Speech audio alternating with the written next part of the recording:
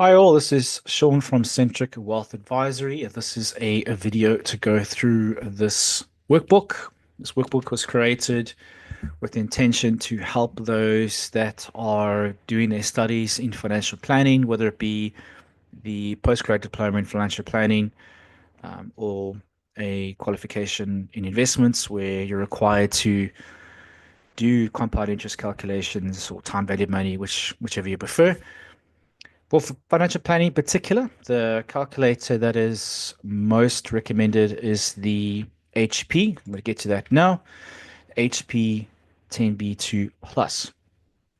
Now, this is a legend of all the different keys on that calculator, and those become applicable when you are doing the various questions, which I'll get to.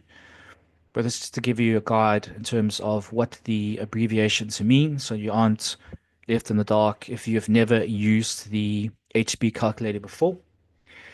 If you do not have a calculator yet, you can have a look and see what it looks like. This is the HP calculator in question. If you do not have a physical one just yet and you'd like to start using this template, you are able to do so through the emulator.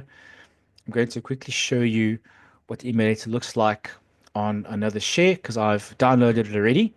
You go to the link over here and you can download it for Windows or for Mac, and you can then use it on your computer and actually do the examples and insert the figures over here. So I'm going to show you what that calculator looks like now quickly. So now I've just done another share, and this is what the calculator looks like.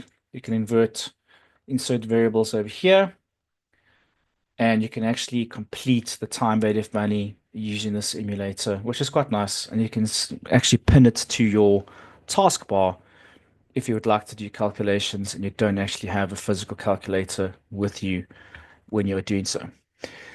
Going back to the template over here, the workbook rather.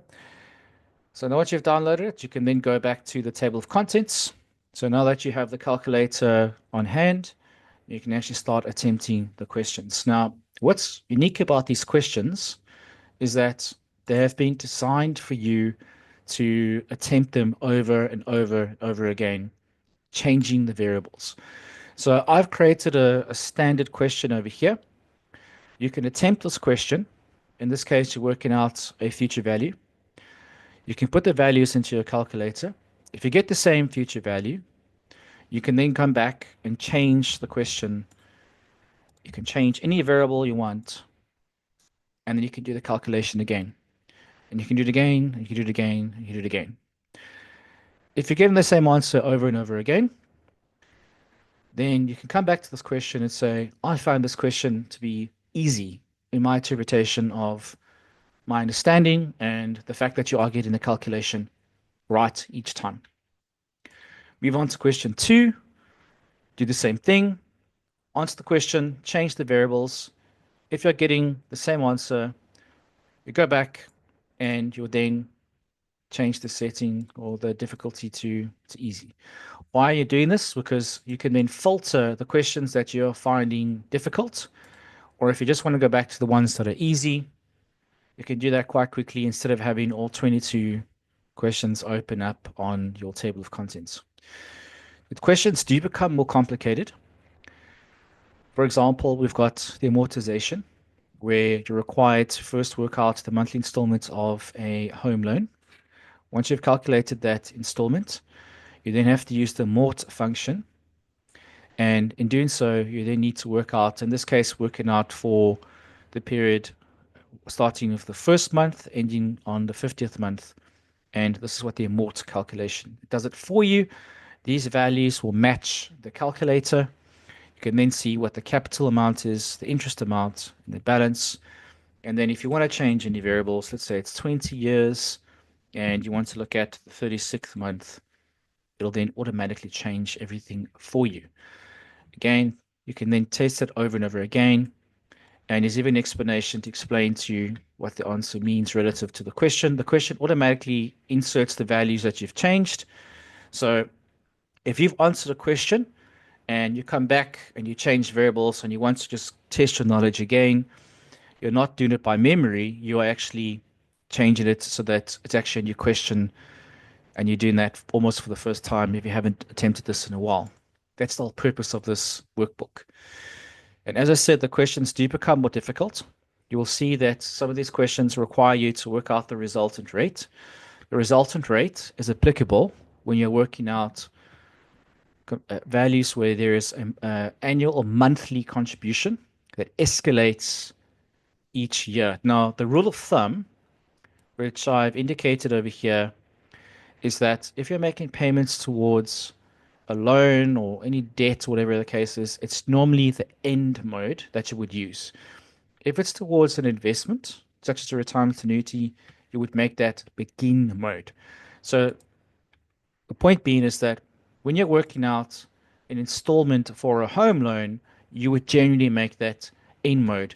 In actual fact, when you actually get the approval in principle from the bank before you sign the final grant, the calculation that they use is end mode. You could almost replicate the bond installments that the bank gives you by putting the variables into the calculator. In other words, if you get a 30-year loan, say you get 11.25% from the bank, and it's a 2 million rand loan, that's the installment. The bank will then give you a separate fee, which is for the bank fee per month, or it might be insurance. They generally add that afterwards, but this is the amount that you would be paying, which includes the principal and interest portion, which you can see over here, or capital in this case. So you would then use the capital interest as part of the question. And there are certain scenarios where you might want to change the loan term or you might want to change the interest rates after a specific period in time. There is questions for that as well, which you can see as part of the amortization. Then you get a more complex question when you need to work out the effective rate, which is also used in the resultant rate. Yes, it does get complicated. Here's all the steps that you would need to follow to then calculate the future value of this calculator or this particular investment, which in this case is the future value, beginning of each month for a 5-year period. So this is a monthly payment, which is escalating at 6%. Again, you can change any of the variables over here. Let's say it's 10%. It's going to change it for you over here, and you can attempt this over and over again.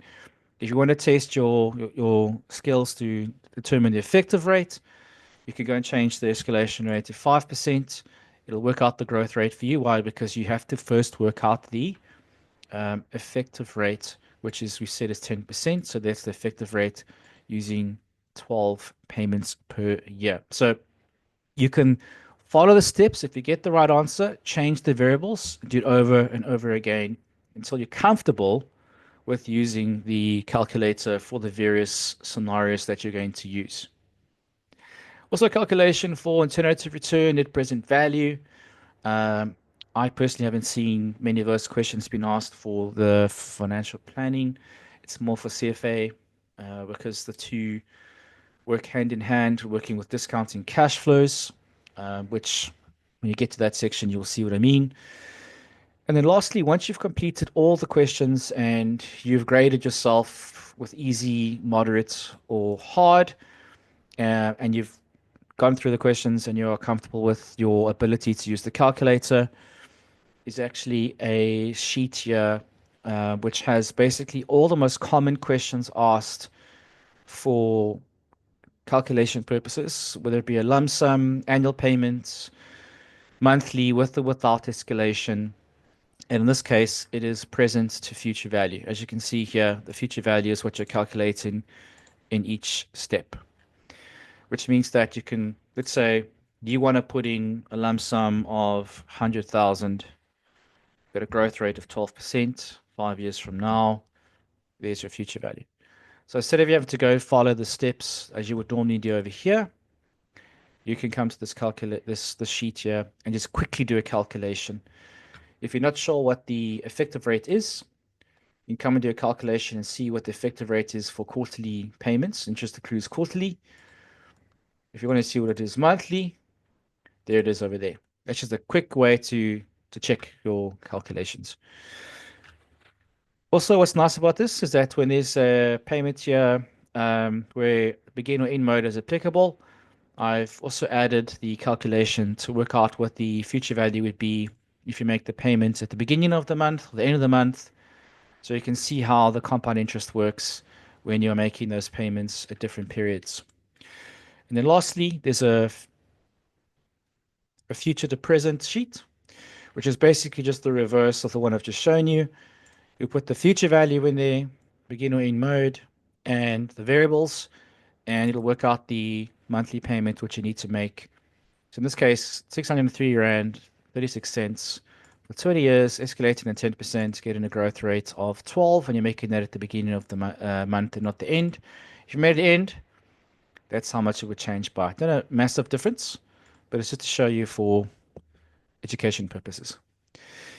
And that's essentially how this template hopefully will improve your understanding and knowledge of compound interest, but also more importantly, it'll help you prepare for the exam that you're going to write because you need to know how to use this calculator fairly well so that you can perform the various calculations to answer the questions, especially when it comes to the case study that is required for the FBI to get your CFP designation.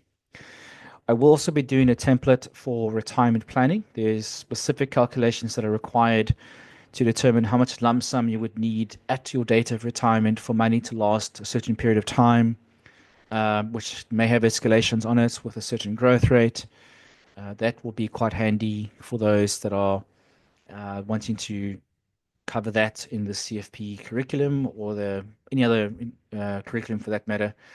That will be released at a later date. But for now, this template's been created, this workbook's been created for you to just get the foundation right, or foundation in place, and then you can build on that. And this will certainly help you be a lot more confident for the exam when the time comes. Thanks for taking the time to watch this video and hope to create the later templates in a future date. Takes a bit of time to do this. As you can imagine, there's a lot of code and formulas that are required to make this work. But fortunately, once it's been built, it will last a lifetime as long as Excel is still around, simply because this doesn't have any links to external websites that can potentially break, and time value of money will always be relevant when it comes to investments and financial planning. Thanks for now. Hope to share the video with you soon.